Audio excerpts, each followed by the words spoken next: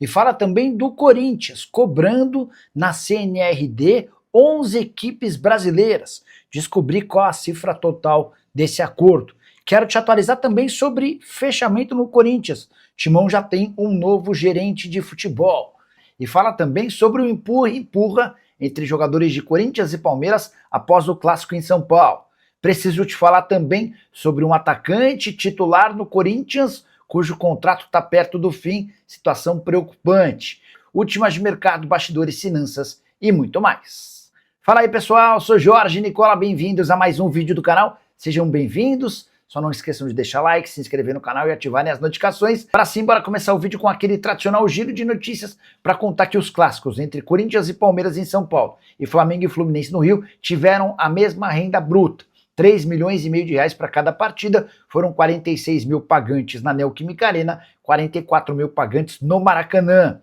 Já Carlos Miguel, goleiro do Palmeiras, foi alvo de ofensas racistas no estádio Alvinegro. O Corinthians prometeu ajudar nas investigações para punir o culpado ou os culpados. E o Palmeiras não aceitou acordo com o Corinthians para tentar colocar um ponto final naquela confusão pós-partida nesse domingo na Neoquímica Arena. Você vai lembrar que o Luigi chegou a ser agredido. O Palmeiras emitiu uma nota oficial apontando, afirmando que levaria o caso ao GCRIM e depois à polícia. E foi assim. O Corinthians ainda tentou colocar panos quentes, abafando o caso.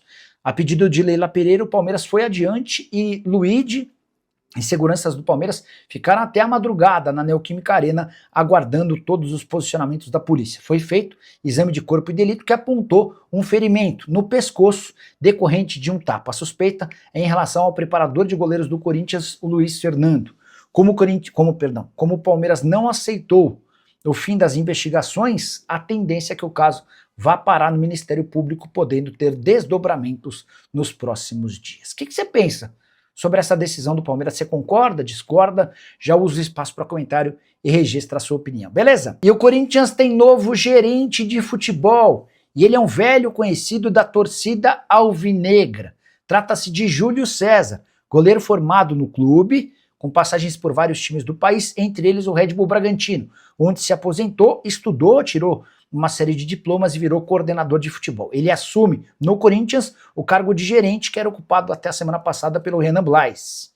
O Júlio César já se despediu do Red Bull Bragantino e disse o seguinte sobre o retorno ao Parque São Jorge. Chegar no Corinthians nessa nova função é muito satisfatório. É o clube que me formou. Estou preparado, porque estudei, trabalhei e tive experiências para assumir esse grande desafio. Só para completar, registrar que o Corinthians tem passado por uma série de mudanças estruturais, especialmente no seu departamento de futebol, na tentativa de melhorar o seu desempenho. E o Corinthians corre risco de perder atacante titular de graça.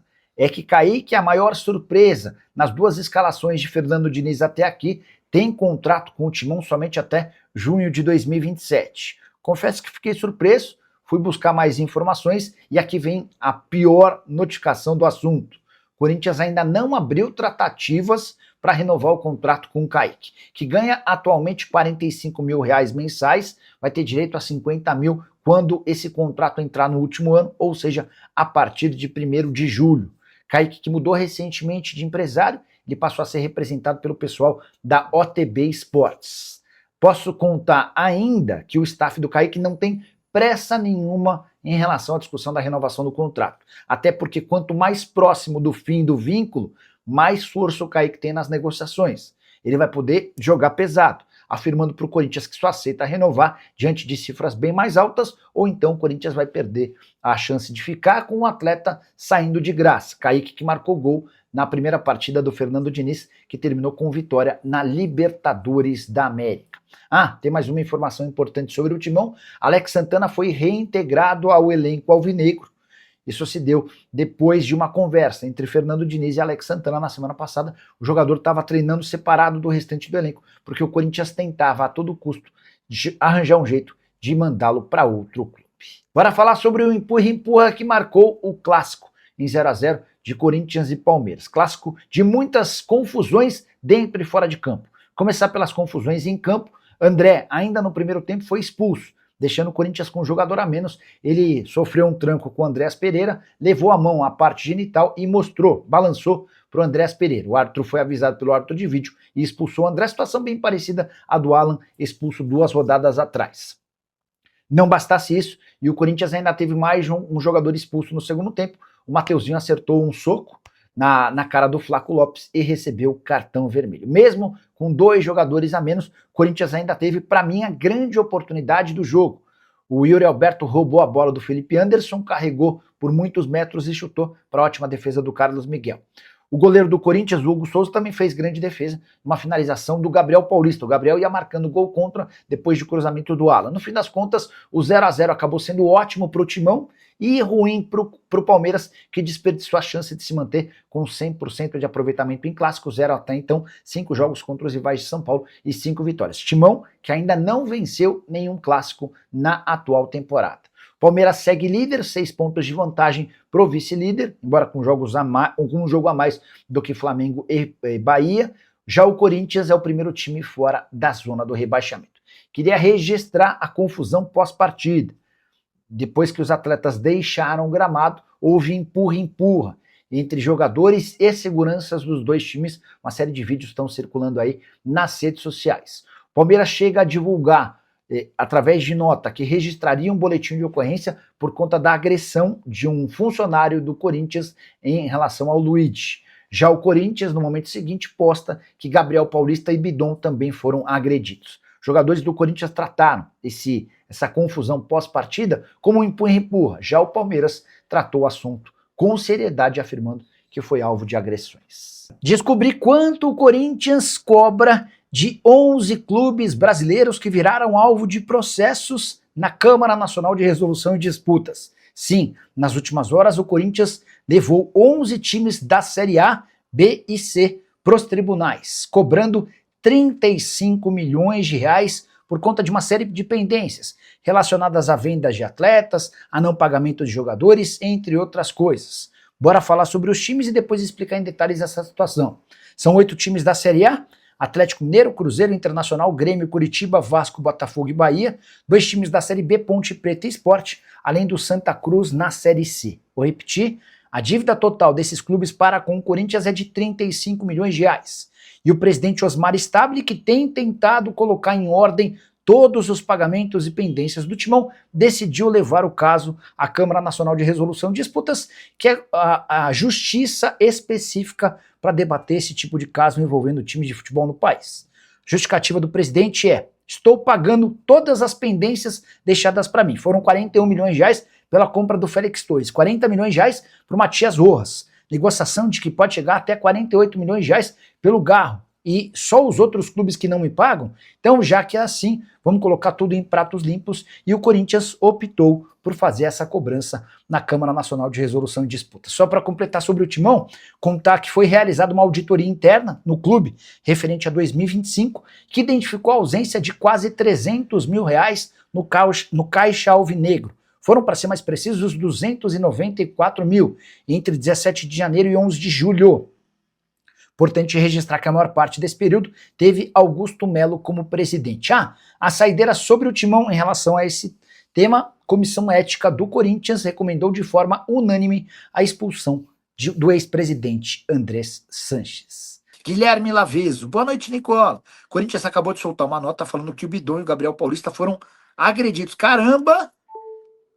Fim de jogo foi de MMA lá na Arena MRV, na Neoquímica Arena. E é só para explicar para quem está chegando agora. Vocês me contaram, e eu já li uma nota do Palmeiras lamentando ou revelando que o Luiz foi agredido, né? E agora o Laveso está me contando que houve agressão. Estou colocando aqui na conta do Corinthians. Conta oficial do Corinthians, ó. O Esporte Clube Corinthians Paulista informa que, após a partida, Gabriel Paulista e Breno Bidon foram agredidos por seguranças da equipe visitante.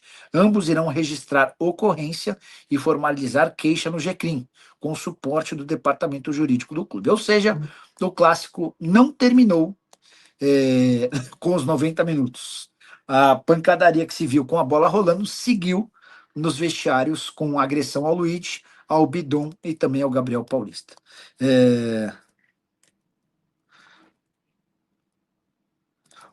Vocês perguntaram sobre Alex Santana e Diniz, né?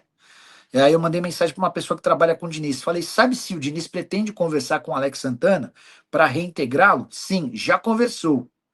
Não sei se já reintegrou. Acredito que sim, tá? Então, pelo que eu estou entendendo aqui de uma pessoa que trabalha com o Diniz, o Alex Santana, se não foi, será reintegrado ao elenco. Nicola, se o Memphis não renovar, o Corinthians vai com tudo para cima do Cebolinha.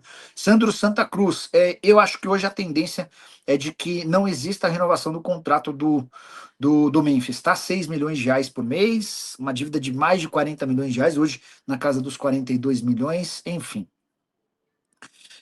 Thiago Esteves, esse eu acabei de ler. Thiago Henrique e Nicola, o Corinthians que fez uma boa partida, ou o Palmeiras que não soube aproveitar os dois jogadores a mais, as duas coisas. Eu acho que o Corinthians defensivamente jogou bem, se matou, se esforçou demais, e o Palmeiras, cara, ficou muito refém da jogada com o Alan na esquerda, na direita, né? O Alan nem fez um bom primeiro tempo, no segundo tempo ele era meio que a válvula de escape, a salvação do time. Parecia um Palmeiras pouco criativo. E aí, até queria compartilhar, confidenciar um bate-papo que eu estava tendo com o Elia Júnior, né? Meu companheiro de tempo técnico às segundas-feiras. O Elia bate na tecla de que o Palmeiras tem um elenco melhor do que o do Flamengo. E eu discordo veementemente. Eu acho que o elenco do Flamengo é bem melhor do que o do Palmeiras. E um bom exemplo está no banco de reserva dos dois times hoje, né? Então, até buscando aqui a conversa que eu estava tendo com o Elia. Ó, hoje, não era o Abel, né? Mas o Palmeiras tinha como opções no banco de reservas o Arthur, lateral esquerdo, o Benedetti, o Bruno Fux, zagueiros. O Belé, meio atacante. O Felipe Anderson, meio atacante. O Larson, volante. O Evangelista, meio campista. O Luiz de atacante. Além de Luiz Felipe, Lomba, Martinez e Riquelme Felipe. Cara, você olha para quem nesse banco e fala, pô, eu vou pôr esse cara aqui e ele vai ser solução. Esse cara pode resolver meu problema. Eu não vejo ninguém. Em que você coloca com a convicção de que o cara vai solucionar o problema do time. Olha o banco do Flamengo. Andrew, goleiro. Ayrton Lucas, Bruno Henrique, cansou de decidir jogos. Carrascal, Danilo, De La Cruz, Diogo Alves, terceiro goleiro. Emerson Royal, Luiz Araújo, Luiz Felipe, Vitão e Wallace. Enfim. Só para comparar um pouquinho do que são os bancos de reservas dos dois times, tá? Nicola vai ter reunião do Diniz com o Alex Santana. Essa foi mais uma das várias especulações durante a semana. A verdade é que o Diniz não é de ficar afastando o jogador, ele não gosta disso. Enfim, e especialmente quando ele chega, ele tenta dar uma aglutinada. Eu achei até mandar mensagem para uma pessoa que trabalha com o Diniz.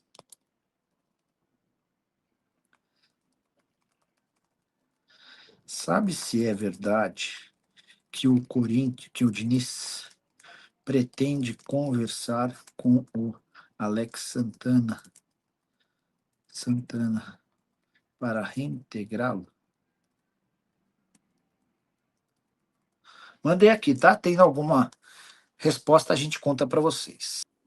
E Mateuzinho merece multa. Só para quem está chegando agora não assistiu o derby em São Paulo, o André foi expulso no primeiro tempo por levar a mão à parte genital e balançar na direção do Andrés Pereira, fazendo exatamente aquilo que fez o Alan 2 rodadas atrás. O Alan, na oportunidade, foi multado. Imagina-se que o André também vai ser multado, né? A grande diferença é que o André ganha 56 mil reais. O Alan ganha na casa dos 800 mil por mês. O Mateuzinho foi expulso depois de uma troca de empurrões com o Flaco e ele deixa meio que um soco, um tapa no rosto assim. O Flaco cai e o juiz dá um amarelo seguido de um vermelho, porque seria o segundo amarelo. Ele é chamado pelo VAR, retira o amarelo e aplica o vermelho direto, tá? José Martínez, ex-Corinthians no Vasco. Essa especulação surgiu durante a semana. Eu entrei em contato com o Diogo Silva, que é representante do Martínez no Brasil, e ele disse que faz sentido. O Martínez só volta a jogar no fim da temporada, ele teve uma lesão ligamentar, né? Mas ele gostaria de fechar com algum clube para que pudesse fazer todo o processo de recuperação. Ainda que não pudesse jogar, ainda que não recebesse salários, mas que ele já tivesse alguma coisa engatilhada. E acho um caminho natural, tá? O Diogo, inclusive, tem boa relação com o pessoal do Vasco. Ele tá tirando um lateral esquerdo do América de Minas para jogar no Cruz Maltino. Certeza que o Dorival Júnior demitido, porque bateu de frente com o presidente por causa do Andrezinho. Abraço, campeão. É uma boa lembrança. Vocês vão lembrar daquela entrevista depois da derrota e eliminação para o Novo Horizontino. Foi naquela noite que o Dorival bateu o pé e disse que o André não poderia ser vendido. E isso acabou obrigando o presidente a voltar atrás no negócio avançado com o Milan.